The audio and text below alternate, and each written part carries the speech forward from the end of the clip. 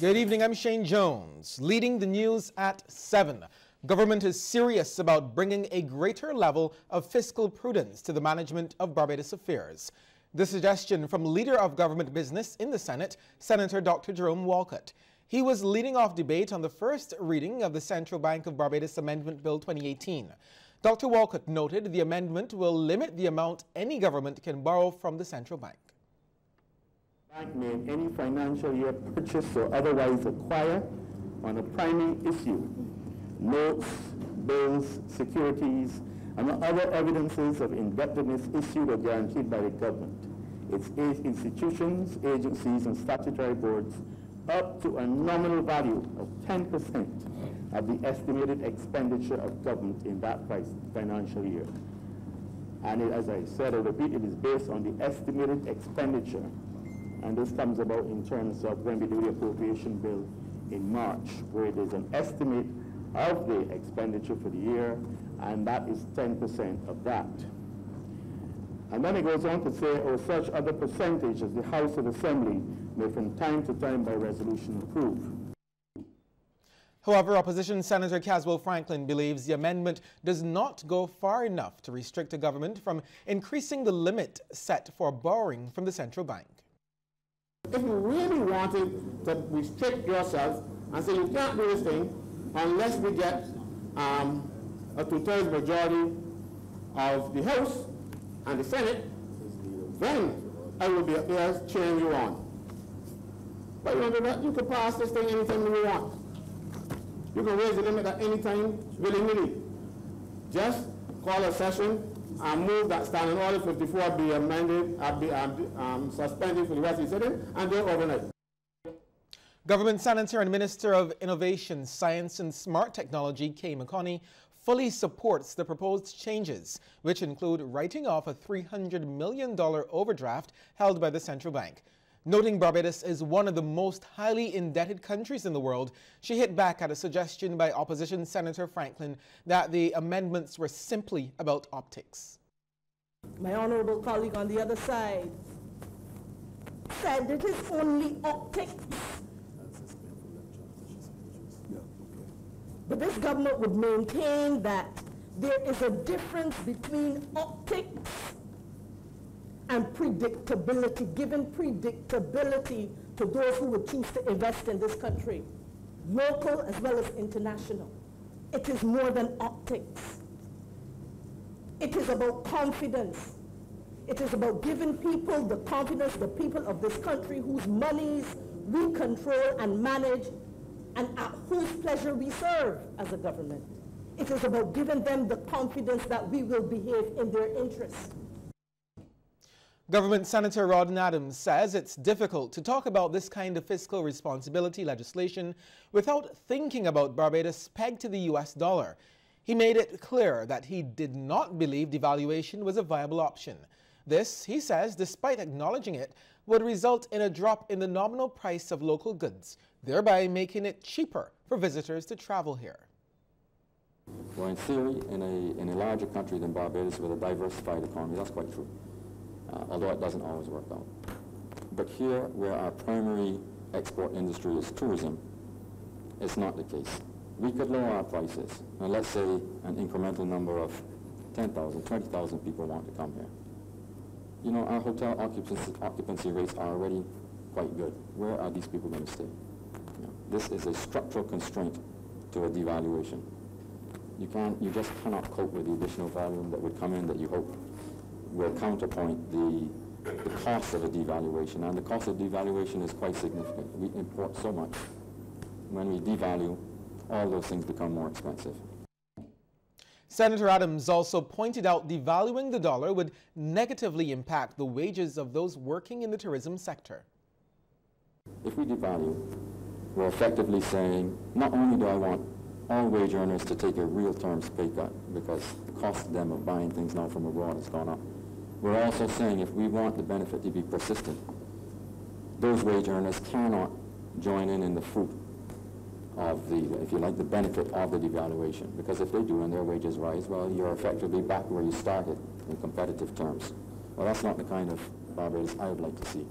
We're effectively penalizing everybody who earns a wage and subsidizing people who are already wealthier than us to come here and spend their time in our accommodation. The practice by some employers of changing job titles, which locals could qualify for, has not gone unnoticed by the Ministry of Labor. Minister of Labor and Social Relations Colin Jordan highlighted the issue during a Barbados Standard Occupations Classification BARSOC sensitization workshop at the Cave Hill School of Business. And I'm careful how I say this now because I'm no longer HR director, I'm a minister. But job titles which suggest some fancy set of skills that will be required, but then the description seems to suggest that it reflects jobs that can be provided by persons who are already on the island. That is not meant to be a warning shot. It is just meant to say that where there are skills on the island that can be used, then we will take a very dim view as a government for persons wanting to find fancy ways to circumvent those. The nice word. BARSOC is the first national document on occupational classification developed in Barbados. Participants were provided with an overview of BARSOC and were privy to a demonstration of the system via the ministry's website, as well as a presentation on research conducted in support of the BARSOC 2016 by Chief Operations Officer of Profiles Caribbean Inc., Shane Howell. Minister Jordan says the system must be seen as a reference tool for professionals. The overarching goal of the BARSOC is to facilitate the provision of a framework for strengthening people and their skill development. It also works to improve employability and overall productivity of Barbadians. This goal is and must always be facilitated by a labor market information system that is accurate, current, and meets the needs and the demands of industry and partners such as yourselves. Barbados wants to forge deeper ties with Germany. This was the hope conveyed by Prime Minister Mia Amor-Motley during a courtesy call by the new ambassador of Germany, Mr. Holger Michael. Discussions between the Prime Minister and the German envoy centered on climate change, renewable energy, bilateral relations, tourism, scholarships and training, especially in technical and vocational education. On the subject of climate change, the ambassador said his country will be targeting closer cooperation between Barbados and the wider Caribbean region. Prime Minister Motley welcomed Germany's cooperation, advocacy, and action on these issues. Another focal topic during the discussions was that of Barbados being blacklisted as a tax haven. Ambassador Michael highlighted that it was time to open a constructive dialogue on the topic, to which Ms. Motley agreed. Barbados established diplomatic relations with Germany back in March of 1967. Well, there are two new kings in Barbados. Last evening, Mikey and Lowrick secured their crowns in the Party Monarch and Sweet Soca competitions. Rianne Phillips reports. Lowrick showed this year that crop over is a blessing and not a curse, as he claimed his first Sweet Soca crown. It's his second for the 2018 season, and he earned it with this performance of Breakfast in Bed, which included a fusion of soca and spooch. Good morning, baby. Good morning, baby. Whoa, what a night. Action back up the morning light. Whoa, what a night. Good morning, baby. It's breakfast in bed. I always wanted to get a Sweet Soca under the belt. So here it is. It's spooch as we think, you know, and everybody's claiming that spooch dead. But spooch ain't dead, spooch can get modernized and shake up the place again and got people Bajans jamming to sweet. If not the raw spooch, you fuse it with the soca, you know, make it happen. So is this a song we can expect to hear from you in the future? Yeah, we will try to do different styles of it. Not it won't sound the same way all the time, but at least put that little ding, ding, ding, ding, ding, ding, that Bajan inside of it, you know, that's we think.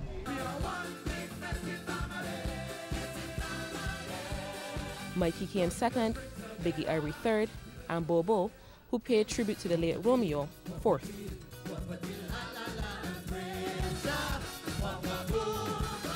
I think I did a good job out there. I stuck to the criteria. I sang the song very, very well, I think. This is the most relaxed I've ever felt on Sweet Soca stage, competition stage, since 2011 when I first entered. This is the most relaxed I've ever felt, you know, and I'm happy. I'm really, really happy. I had a good time tonight, and I'm thankful that I came third. I would have liked to win, but the judge's decision was different. However, Rick was denied a third straight Party Monarch title as he was dethroned by Mikey. They said it was a hard few years, but consistency, we keep working at it, and you know, he's a face man, he's a pretty grass skirt pussy, but I feel really good about it. And Sweet Soca, yeah man, I feel good, man. And the response from the crowd, I feel like I win. You know what I mean? And I'm real happy for Lil Rick, and he's real happy for me. Making a return to competition this year was veteran entertainer and MC Matt Fingal. It's the difference between 10 minutes work and 10 hours. Because you go on and sing, you know, you got 7 minutes on stage, you probably take about 10 in total with your preparation and everything. But when you're MCing, you're there for 10 hours, so it's a lot easier from that standpoint. But I enjoy MCing. MCing is about, for me, it's a lot of ad-libbing, it's just being myself. But in this thing, especially when judges are around, you got to remember things and do things the kind of way. But that's my style. My style is ad-libbing. I like to just freestyle and enjoy myself, you know what I mean? Thousands turned out to take in the action from different areas, including CBC's Blue Zone. It's been going good because of several requests made to the CBC. CBC's management decided they will go ahead and do the Blue Zone again this year. And it's having an overwhelming response because not only do you have the comfort of the clubhouse, but you have non-chemical bathrooms, you have cover in case the rain comes down, and you have just a great experience. Competition is expected to heat up as both of these kings will be eyeing the tune of the crop title next week. Rianne Phillips, CBC News. Police are on the scene of a stabbing incident in the city which has left 2 men nursing injuries. Confirmation of this from Police Public Relations Officer Acting Inspector Rodney Innes, who says the area has been cordoned off as the lawmen carry out their investigations. The police PRO tells CBC News the men received the injuries during an altercation sometime around 4 late this afternoon in Upper James Street in Bridgetown.